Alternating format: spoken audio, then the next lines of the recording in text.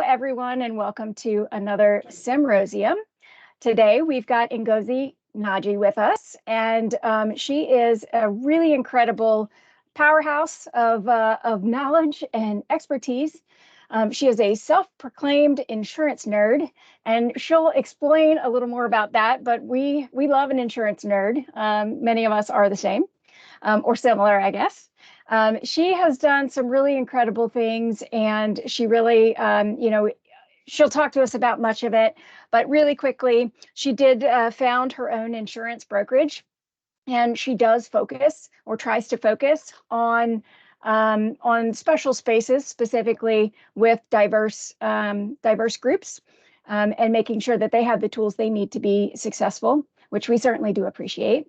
So without further ado, I do want to again introduce Ngozi, and if everyone could please mute your mics, and she'll speak. Feel free to put your thoughts in the chat, and I know she'll address those as soon as she's done.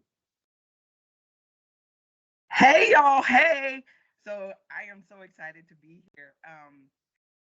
I can't explain kind of the feeling of kind of being in the room with insurance nerds, right?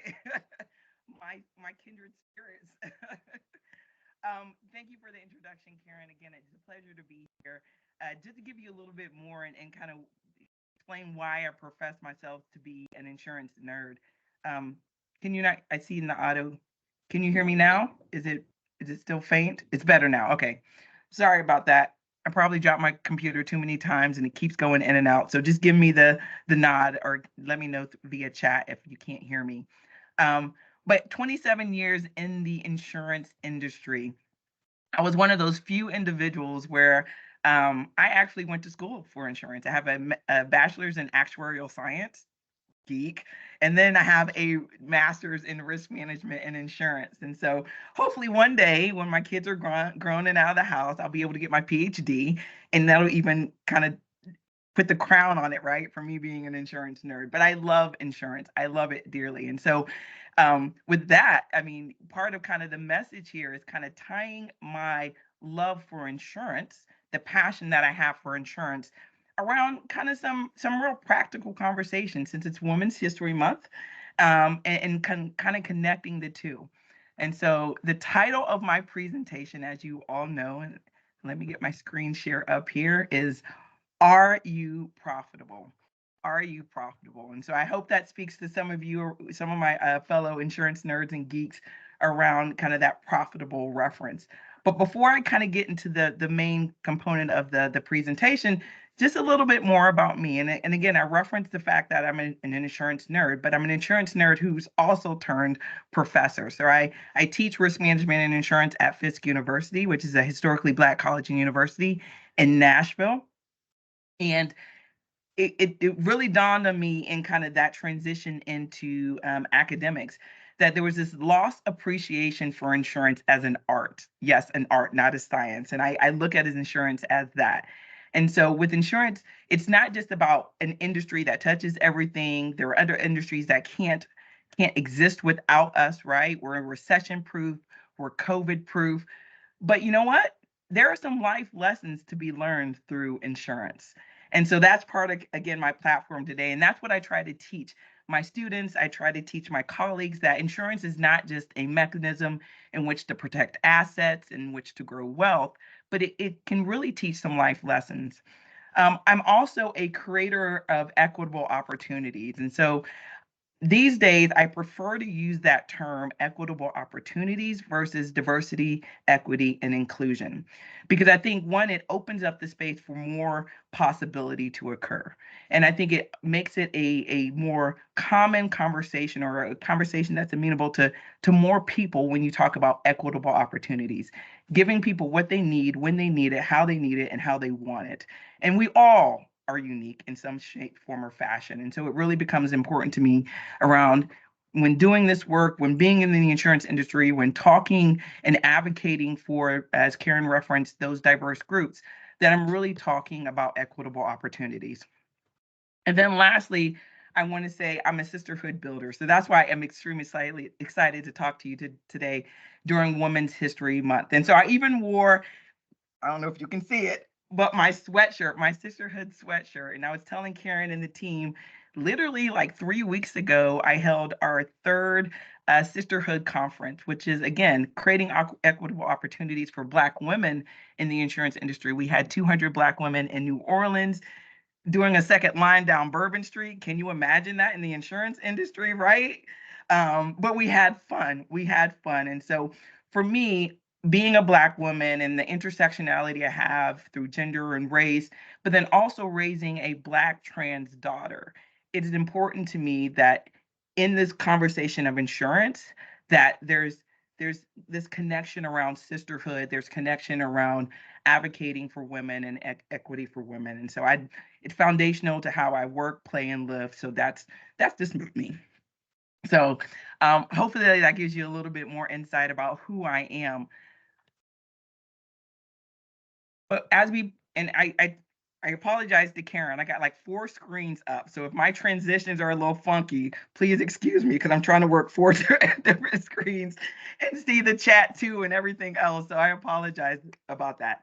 But now that we're besties and you know all about me, let's kind of get into the meat of the conversation here. And as I referenced earlier, I indicated that again, I grew up as this techie, this practitioner of the insurance industry.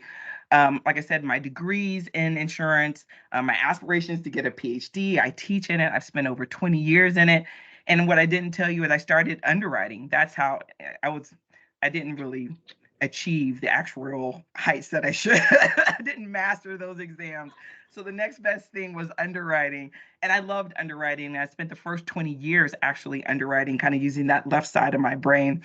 But one of the things I remembered through those roles and those disciplines and responsibilities is profitability, profitability, profitability, right?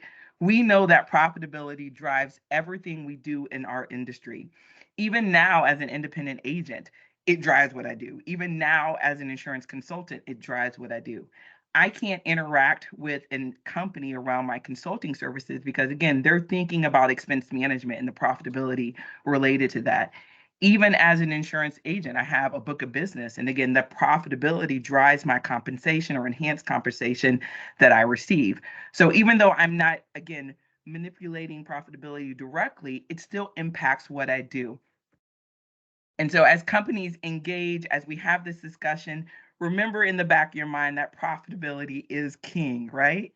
And especially in this current marketplace where we're faced with catastrophic weather events, we're faced with inflation, mergers and acquisitions, and other very important societal changes that are impacting businesses, individuals, and families, profitability is so paramount.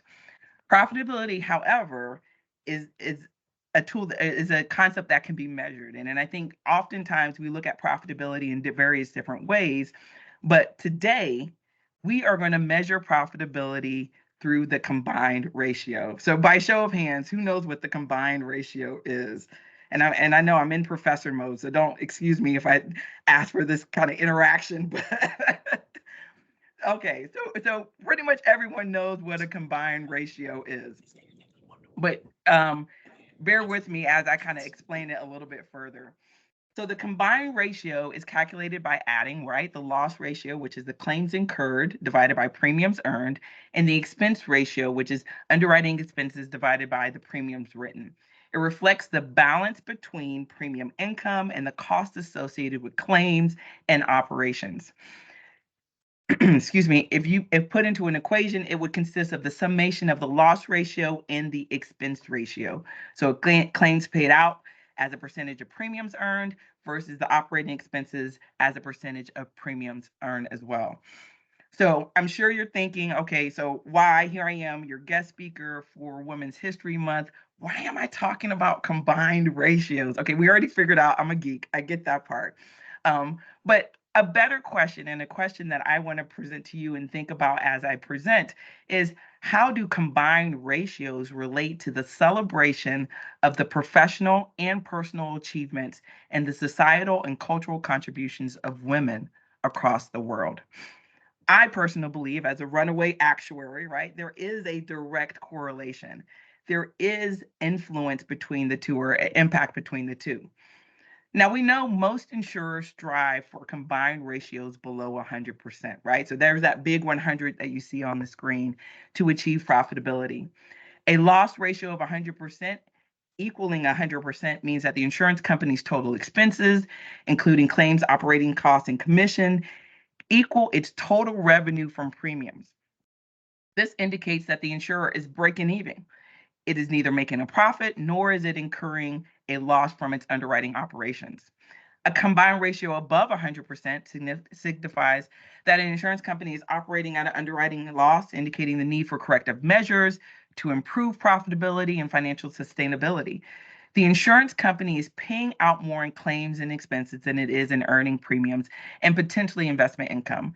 But as previously stated, the goal here, right, is a combined ratio below 100%. A combined ratio below 100% indicates that the company is generating more revenue from premiums than it is from paying in claims and operating expense. In other words, the company is making an underwriting profit, right? But a combined ratio under 100% does not just represent profitability, but it also represents efficiency and financial health. The underwriting operations are well managed. The company is effectively managing its claim costs and operating expenses relative to premiums that it collects. And it demonstrates its ability to sustain, keyword, sustain its operations over a long term. Again, managing risk effectively. So, sorry, the transition. Well, let's think about it. If we take this concept of combined ratio, take it out of the context of insurance and put it in this other world, this world we were just referencing around women, then shouldn't we be asking ourselves some different questions, or maybe two questions here in the context of the conversation? Those two questions are, especially to my women here that are on the call, what is your combined ratio? Or you're asking yourself, what is my combined ratio? And is it below 100%? Better yet, as you see on the screen, I've switched that combined reference to self-care. What is your self-care ratio, and is it under 100%? Now, today I'm going to talk about Today I'm going to talk with you about how we as female insurance professionals can use the same strategies that insurance companies use to manage the risk of others, to manage our own risk through the self-care ratio, otherwise known as the combined ratio for humans. Now, the strategies that we'll talk about today is aligning inputs and our outputs, understanding our boundaries, and efficiency and resource allocation. Again, all striving for that combined or self-care ratio under 100%. All right, let's talk about aligning inputs and outputs. So a combined ratio for an insurance company, as we've already discussed, is kind of simply looking at or managing the inputs versus the outputs. The inputs are the premium dollars received from the insureds, and the outputs are the dollars used to pay claims and expenses to operate the business. The goal is to ensure that the output does not outweigh the input to achieve profitability. Similarly, self-care involves balancing inputs, so things like time, effort, resources, with outputs, your physical and mental health, your well-being, and your overall happiness. By maintaining a self-care ratio below 100%, we are ensuring that we are not expending more energy than we are attempting to replenish. It is evident that this consideration holds particular significance for women, right? Hence Women's History Month. Research underscores that men typically have a higher energy expenditure than women do due to their greater muscle mass, necessitating more energy to maintain their bodies. However, it's essential to broaden our understanding of self-care beyond just the physical.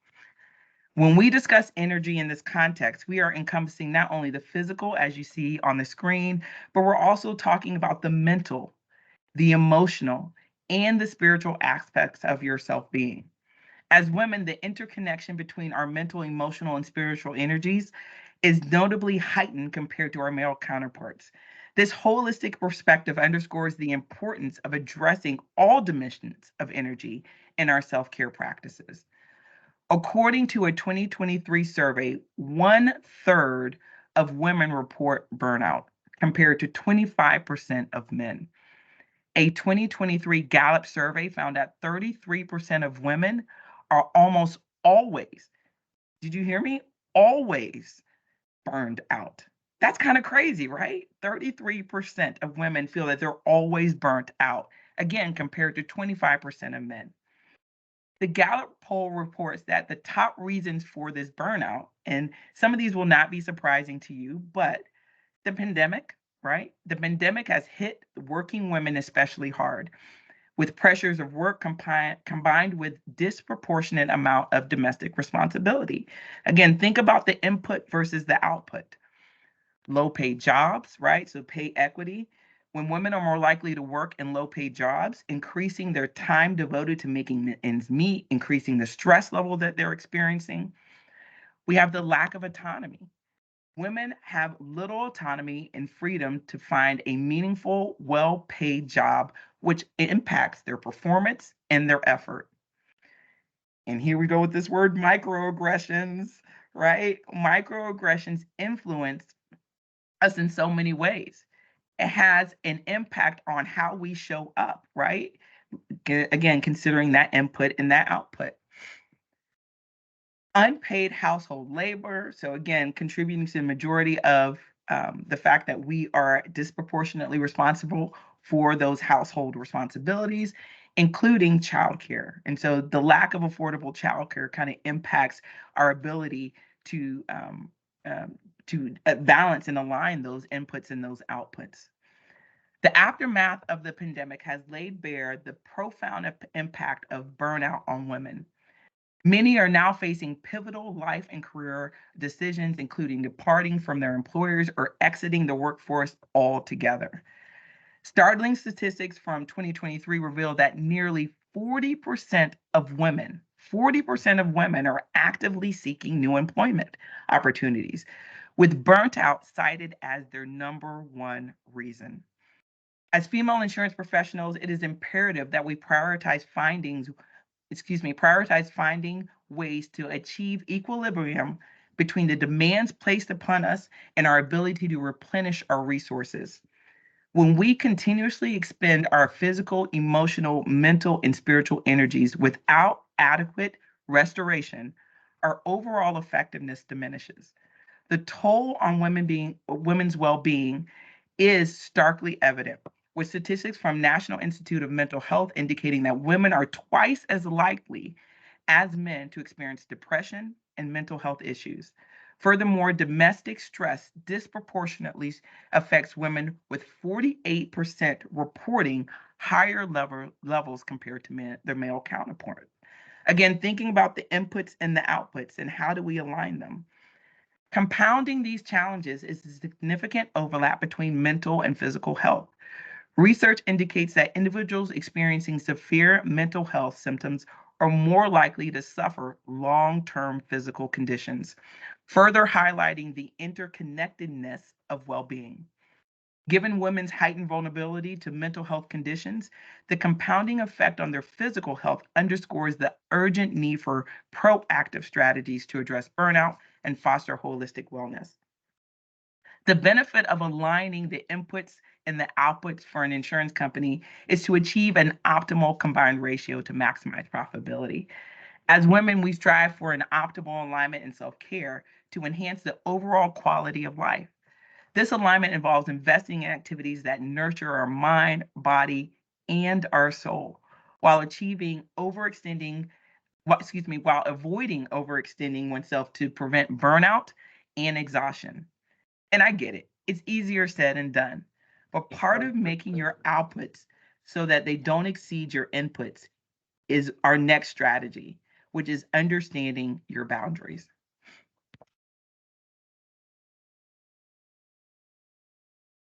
All right, here we go. Understanding our boundaries. So one could argue that the loss ratio is the most important component of the combined ratio, right? It is a key performance indicator that is used by insurance companies to assess the effectiveness of their underwriting practices and the overall profitability of their insurance business. The loss ratio is calculated, as you can see, by dividing the total incurred losses and loss adjustment expenses, LAE, by the total earned premium within a specific period. PwC's Commercial Insurance Performance Measurement Separating Leaders from Laggards report in 2019 states that insurers with efficient portfolio management, risk appetite, and/or sourcing and process capabilities have consistently lower loss ratios than their competitors. In fact, at that time, the average loss ratio of the leading insurers were 47% compared to the laggards of 73%. So the loss ratio component of the combined ratio can be compared to setting boundaries and self-care. Think about that. Loss ratios can be compared to setting boundaries and self-care. Just as insurers must must manage claims to maintain profitability, individuals must set boundaries to protect their physical and emotional health. Boundaries are a form of self-care and are normal to health and a healthy part of mental and physical well-being. Saying no to excessive demands or toxic relate. Well, okay, so I should pause here. You never say no to your boss, but anyway, no, just kidding. But still, no to excessive demands or toxic relationships is akin to managing claims to keep the loss ratio in check. Again, that self-care ratio, right? Establishing boundaries is especially crucial for women due to various societal, cultural, and historical factors that have shaped gender dynamics. Throughout history, women have often been expected to prioritize the needs of others over their own, leading to the erosion of personal boundaries and an imbalance in power dynamics. Additionally, women frequently face societal pressure to conform to certain roles and behaviors, which make it challenging to assert their needs and desires confidently. So, sidebar, like I kind of relate this to Taylor Swift. I don't know if we have any Swifties in the room, but right, if you've been reading the headlines, right, she's been criticized for the way she supports her partner, Kansas City Chief tight end Travis Kelce, right? Critics have said she's a distraction, which kind of leads to that kind of this frustration and this uneasing that exists. And I'm going to use air quotes because this is termed by Professor Sersky at the University of Colorado. But this around this femininity interfering with what has been defined as a masculine context. All right. So those gender roles playing out, right, especially in real time, right? We have Taylor, we have Travis, and all the noise around that. But by setting clear boundaries, women reclaim agency over their lives, relationships, and careers. Boundaries help women define their limits. Moreover, establishing boundaries fosters self respect and self worth as it communicates to others that women value themselves and their needs. In professional settings, clear boundaries can help women navigate workplace dynamics, advocate for fair treatment, and prevent exploitation or harassment. Ultimately, establishing boundaries empowers women to live authentically on their terms. Now, again, as a Black woman, there's this intersectionality that exists between gender and race. And so for me, I speak on this because we might have some women of color in the room, that when you think about women of color, that intersectionality creates even more a unique challenge around the increased need for boundaries. Women of color often experience multiple forms of discrimination and marginalization based on both their gender and their race. This intersectionality can result in increased vulnerability to various forms of exploitation, as referenced before, including workplace discrimination, microaggressions, and stereotyping. By setting clear limits on what is acceptable behavior or treatment, women of color can safeguard their mental, emotional, physical, and spiritual well being. Again, going back to those inputs and outputs.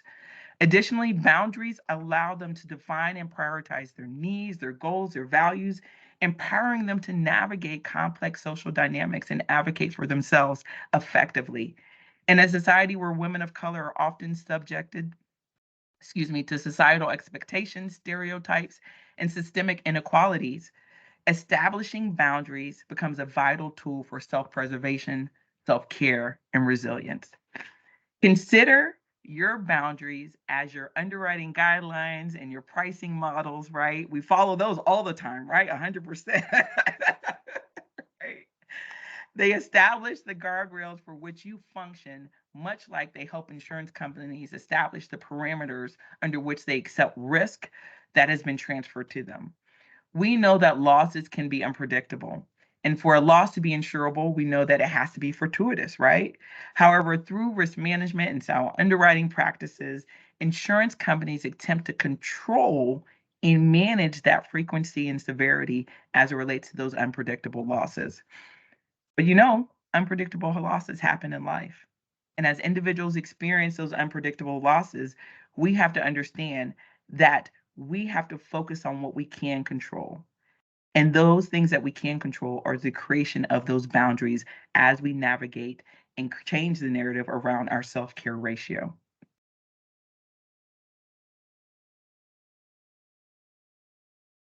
Sorry.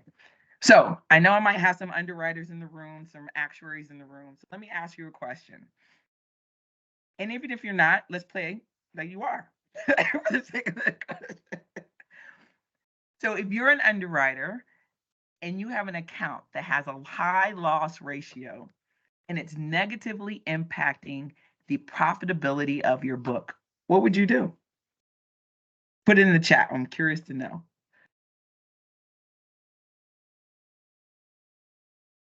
What would be your first reaction?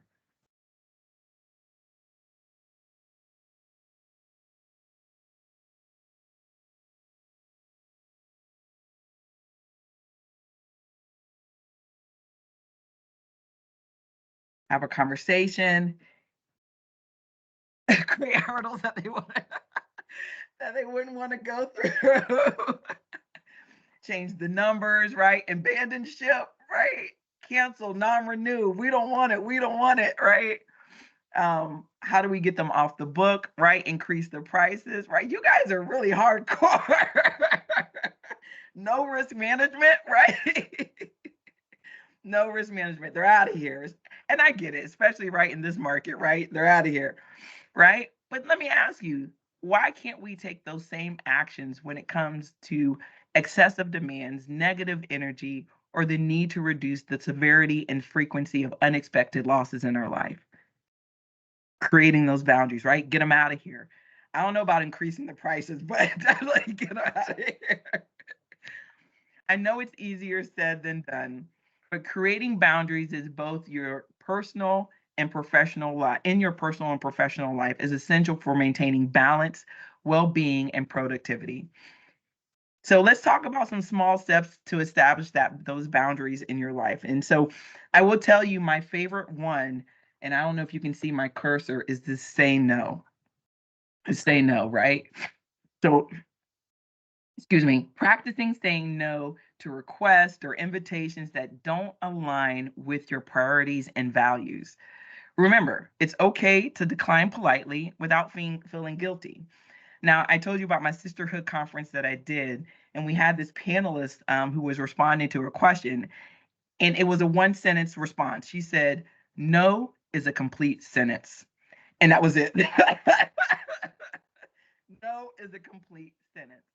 And I think as women, we oftentimes find ourselves saying saying yes for a variety of reasons, but again, need to practice that no.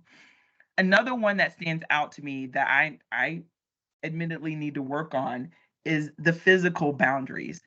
And now, granted, we can take it a couple of different ways, right? So in the workplace, creating a dedicated space that you can focus without distractions, um, communicating your needs so you're not interrupted by colleagues or by family members if you're working from home. But I also believe by creating physical boundaries, you're also conserving that physical energy. So remember about the inputs and the outputs. And by setting limits on activities, commitments, and interactions, you prevent overexertion and exhaustion, allowing you to maintain that resilience that you need to continue and sustain.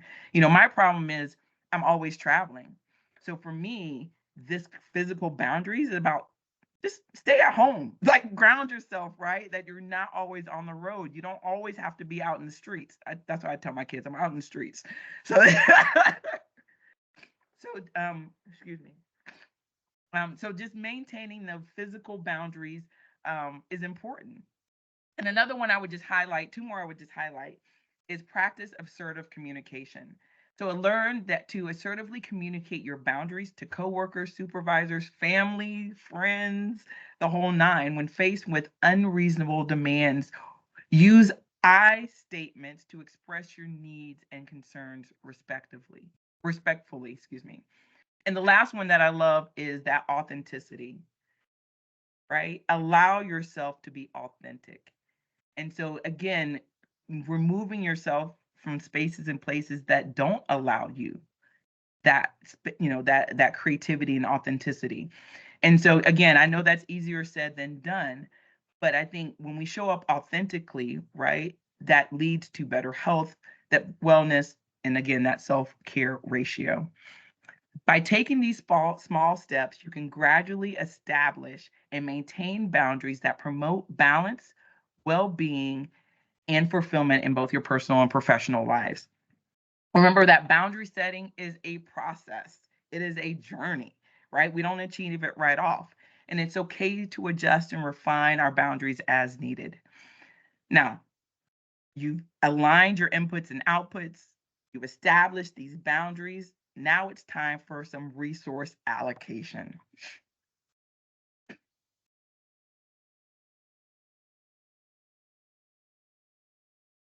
So the other component of the combined ratio is the expense ratio, right?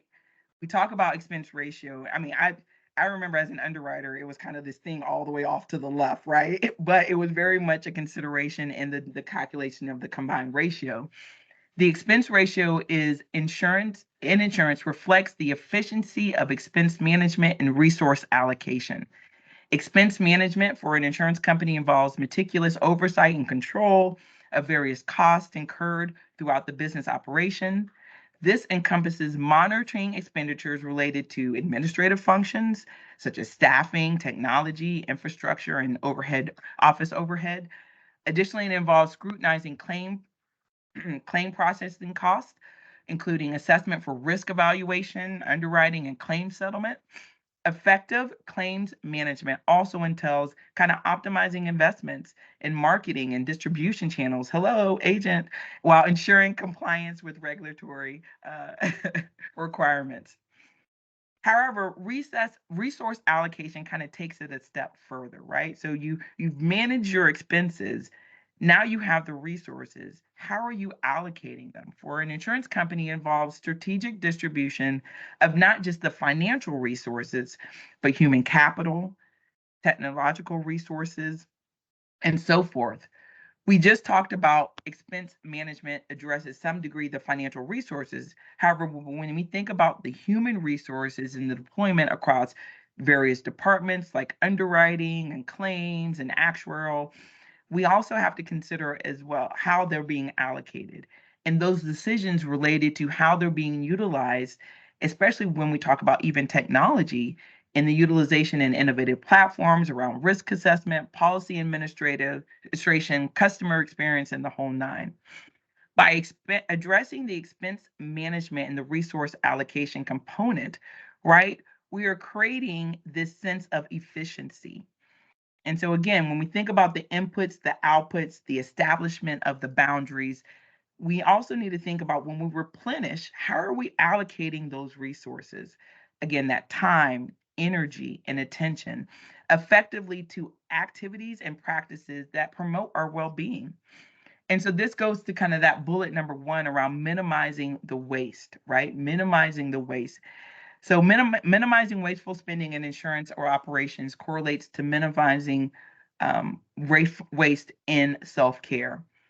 And so when we think about minimizing waste and self-care, we're talking about practices that don't, again, align with your core values and your priorities. And we're talking about practices that allow you to adopt mindful and sustainable habits. Simply put, managing your time, your energy, and your attention. How are you allocating those resources? Efficiency and self care is not about rushing through activities or checking items off the list, but rather about making intentional choices that support your well being in the most effective and sustainable way, right? That's why we go through expense management in our insurance companies and we go through resource allocation. It's about sustainable habits. By prioritizing managing time and resources effectively, and being adaptable in your approach, you can cultivate a self care routine that enhances your overall quality of life. So I love this statement because I think when we view self care through the lens of the combined ratio in insurance, I think as women in the insurance industry, we gain insight into the importance of that alignment, that efficiency, and the boundaries that we must establish to maintain our overall being. So this quote says, self-care is not an indulgence, it's a discipline. Now, again, I said it's a combined ratio. I'm just joking, just ha ha ha, kind of keeping with our combined ratio thing. But it is a discipline. You have to work at it. You have to believe in it and you have to be intentional around it. And it is something that we as women have to ingrain into our lives. I believe that if we can manage the risk of others as women in the insurance profession, right, then we can manage our own, literally and figuratively. But for us, it's not a matter of not being aware. I think we understand that there needs to be alignment in those input and outputs. There needs to be the establishment of boundaries and the creation of efficiency. But where we fall short is the how, right? And the actual doing it. And so this is where my favorite word comes into play: sisterhood, right? So I love Rosie and the sisterhood that has been created through. So if you think about insurance, right? Insurance foundationally cannot happen with some type of aggregation or collective, right? So look at my words. You see homogeneous, pooling of risk, indemnification, right? The concept of kind of pooling of risk, the law of large numbers, is rooted in the idea that you need more than one person, right? Now we can insure individuals, we do that through personal lines, but in theory, right, it's more than just one policy that makes this thing work, right? We have multiple policies. And with a group of homogeneous risks, the law of large numbers works in the insurer's favor. It helps to spread the risk across the broader base, helps to establish actuarial accuracy, and reduce the impact of individual losses on the overall pool. Now, I'm not trying to say that all women are the same, but we do share the fact that we identify as women. And through that, we have shared experiences that will create this kind of pooling of risk or even pooling of resources if, to some degree. But we also have to realize that it takes accountability to make this work. And so when we think about indemnification, right, it's that concept of being made whole, compensating one for one's covered losses and damages. And so when we think about the sisterhood and identifying as women and sharing our experiences, it also means that we hold each other accountable to help make each other whole, to help, again, level set, balance our inputs and outputs, manage our boundaries, right, create efficiency as we manage the self-care ratio. I believe that sisterhood in the aggregation helps to keep us as women below the self care ratio of 100%. That's how we do it. What's important in our self identification as women and the shared experiences that bind us is that sisterhood. And it's that bond that will help us create that profitability that we need in our lives.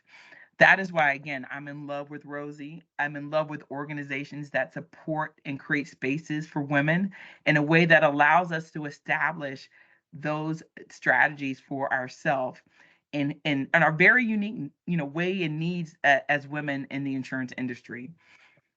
And so, what I forgot to start with, but I'll end with, is that I believe in action.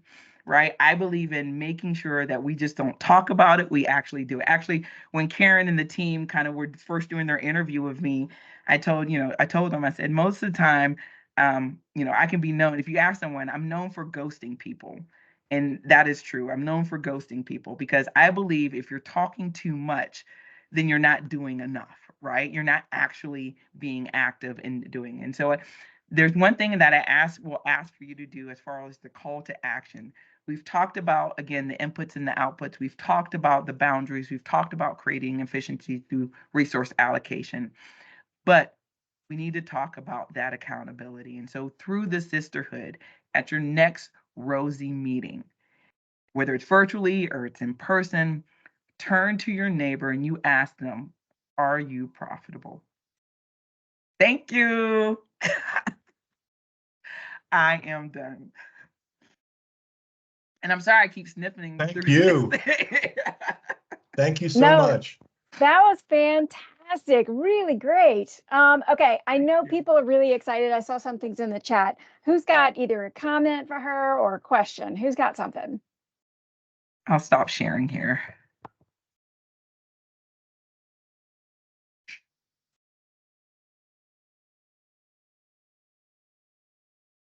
There's definitely a lot of love in the chat, so we're all really. I see it. Oh, I love the meme. Thank you so much. Thank you so much. It looks like Shanae's got her hand up. Hello. Thank you so much. That was absolutely fantastic. Question for you. When it comes to like setting boundaries, from your experience, what's probably been one of the hardest things that you had to give a no to, and like how did you go about it? What helped you kind of stick to your guns when you had to kind of maybe establish that boundary? So when I became, so that's a great question, and I was afraid somebody was going to ask me that, so I prepared an answer. I prepared an answer. But in the work that I do around advocacy, I'm often called upon for opinions, comments, like what do you think, advice, and especially during the pandemic, right? So again, going back to kind of my whole platform around sisterhood, I need sisterhood. That's just part of who I am. I'm a communal person. I like to interact. And so when COVID hit and everything, I was going through it. And so I started to reach out to women online to say, hey, let's have tea. I mean, really, we were having wine, but for the sake of the business call here, we were having tea. And so it started to kind of create this chain reaction. And then it became at a point where everyone was reaching out to me to schedule 15 minutes here, to schedule 15 minutes there. And I was finding that I was losing myself, right? I was losing myself in these interactions and not helping when I was helping others, I wasn't helping myself. And so there was something I was going to add to the presentation that I didn't around, have you ever heard the reference to strong friend? The strong friend reference? Yes. And for those that haven't, the strong friend reference is there's oftentimes in a friend group or even on a work team, there's oftentimes that one person or a couple of people who are always checking on everyone else, but no one's checking on them, right? They refer to as the strong friend, right? So no, she'll be all right, right? She's okay. We don't need to check on her. And she's the one that's calling, or he's the one that's calling and following up. And so I became that strong friend and nobody was checking up on me, right? And so when I started to realize this thing had flipped, right? And I was the one that was kind of in that position, I had to create some boundaries. I said, for if I can't hold other people responsible for my self-care, right? Even though we talked about the sisterhood and accountability, I also have to be responsible for that. And so I had to block off time. Like, you can't schedule a meeting with me because I'm having my own tea by myself, my own wine. Right? Or even just, give me a minute to digest. Give me a minute to kind of wake up in the morning. Like, I was getting requests at 8 a.m., 7 a.m. I was like, whoa, right? I'm just rolling out of the bed. Like, hold on. So I think it was really hard because I was disheartened because I had created this community of women that were reaching out, but it just became so overwhelming that I wasn't taking care of myself. And again, I became known as that strong friend. And so I had to kind of change the narrative there. Thank you so much. Mm-hmm. Yeah, I actually I put it in the chat, but I very much understand that. And even within my workday, I learned I have to actually block off time that looks like I'm out of the office. And I it's not the whole day, nobody needs to panic. I just do it during the lunch hour. And sometimes I'm not out of away at all, right? Like sometimes I'm working, but I just need to like block that off so that I at least get a breather, right, during the Right. day because people Right. put things on my calendar, right? Mm-hmm. And usually people see, oh, she's out of the office, and sometimes people assume I'm gone for the day, and oh well, that's okay. If they really needed Right. me, they'd follow up. So I love that Right. very much. Colleen, I saw your hand. Yeah, no, I just wanted to say thank you too. What a great presentation for all of us. And I think I put in the chat too, because so much of what you said struck a chord with me. But it's, do you give as much as you receive? And more often for women, I think it's, do you receive as much as you give? And I know for me, part of it is how do I fill my tank, when I'm running low, and part of that is understanding, it's the old Myers-Briggs thing. Where do you get your energy from? And for me, I'm an introvert, so for me, I get energy from myself and quiet time, and these hectic days, everything's so crazy.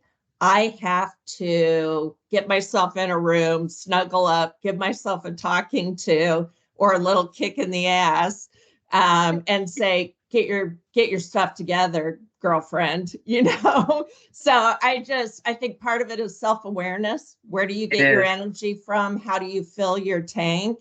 In a world when you're so busy and everything, it's so hard to find time to do that. But thank you so much. This is the highlight of my day for sure. Thank you. You are so welcome. And can you hear me? I'm not quite sure. My audio okay? Okay. No, that resonates with me so much. And so that's why, as I was putting the speech together, I was like, I'm kind of talking to myself, right? I really presentation is self-applicable day. And I do think that sometimes for women, it does take kind of being intentional, like really forcing yourself to create that time and that space, whatever it looks like, right? Even if it is a matter of, going into the closet and saying a quick prayer, right? Whatever that looks like for you, but just making sure that you're doing it. And I agree with you, Colleen. I think we all at some level are aware that we need to do it, but it's actually doing it that becomes the issue.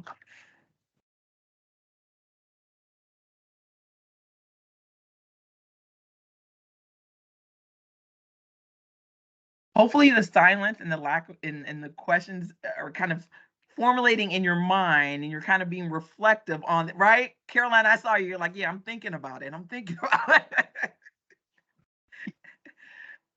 So that's good. I love to leave an audience in thought. In thought. Oh, Alberto. Yes, so I'm not a woman, but I love the conversation anyway. So one of my core beliefs is that in society, people have to give more than they take and leave their spot better than they found it, right? And so I was intrigued by your comment on combined ratio. And I think the problem is that more often than not, women are stretched where they have to give 2 or 3 or 4 times what they receive. And I'm sure it happens in the workplace, but most times as well in family settings, where sometimes in some families, women have to take almost the majority of the chores. First of all, any comments on that? And second, where is the right balance then? So first, let me say I don't like to use the word balance, right? Only Okay. because sometimes I feel when you think about balance, you're thinking about you have to have an equal amount of time or energy or resources on one side versus another. And some of us just don't function in that world. I will tell you as an entrepreneur, you would probably look at my schedule and look at my life and be like, girl, you are unbalanced. You're not. But it works for me, right? I mean, granted, I have to work at it and I have to create that alignment. That's the word I prefer using. Like, whatever alignment works best for you is what works, right? And so I will tell you, I probably work 70% of my day and do everything else because I'm an entrepreneur and my grind is different. And you know, so just a point of clarity, I love the word alignment versus balance, because I don't want people to think that you have to have an equal amount of work-life balance or, you know, rest, work balance, whatever, however you want to determine. But I agree with you. I do think, again, because of the shift in roles for the various different genders or whatnot in society, has kind of created this burden, if you will, for women around, you know, what we're supposed to be doing and how we're supposed to be doing it and how much weight we have as far as responsibilities. Now, granted, that's shifting because, again, the roles are kind of blurring a little bit, but I still think inherently we feel that not only we have to carry a 9 to 5, right, because we need to bring in income into the family, but we also have the household responsibilities. So I agree with you, Alberto, that there's this sense that we're almost doing 4 to 5 different jobs, right, comparatively, right, to our male counterparts. And I think that alone, that expectation society-wise, is very heavy, right? Because we're expected to do that. We're expected to do that and keep it moving, keep it trucking with a smile on our face, and the kids are good and happy and the whole nine. And the reality is, no, it doesn't happen like that, right? The reality is it doesn't happen like that. And I think that's where we're seeing, and that's what we have seen, the increase in numbers around mental health that lead to physical health issues, right? And so forth. And so I really appreciate the men, and even our non-binary in the room and in support of this conversation, because I think to some degree, you know, it's a we conversation, not just a female or a woman's conversation. And Ngozi, if I might, I've got 37 years of experience in insurance. I actually heard of a guy that went to college for claims. So you went to college, you went for actuarial, so that still doesn't count. I still have not met that guy or gal. But you present so well. You have that pull up a seat and let's talk.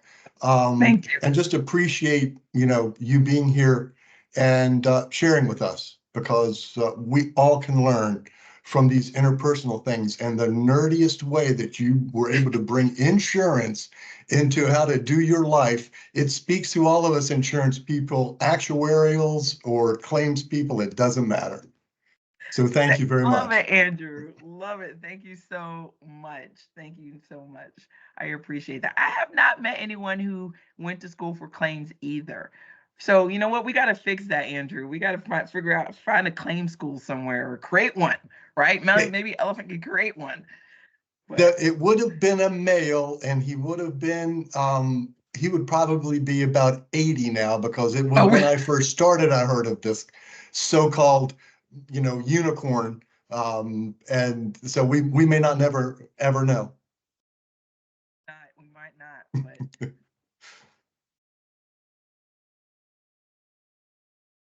All right. Well, anybody have anything else? Any last comments before we let her go? So I just want to say, if I can just have parting words here, I appreciate you accepting this nerd into your family, because now I'm family. You can't get rid of me now, right? I'm part of the family. You can't get rid of me. And so I just appreciate it so much. And just hope that, again, to Andrew's point, that even if you aren't a female, if you don't identify as a woman, that you've taken something away from this conversation. I truly believe that insurance is the dopest, the sexiest industry that there is. I tell Caroline, you're laughing. I have a t-shirt that actually says it. It says it. And so that is why, for me, insurance, I'm so passionate about it, because, again, it speaks on so many levels, but we just got to take the time to have these conversations and translate, right? Translate what insurance is, what it does, and what it means. So just thank you for the opportunity. I hope to see y'all again soon. I hope so as well. Thank you so much. Thank you. All right. Have a good afternoon, everyone. Thank you. You too. Thank Thank you. you. Thank you. Thank you. Bye-bye. Thank you.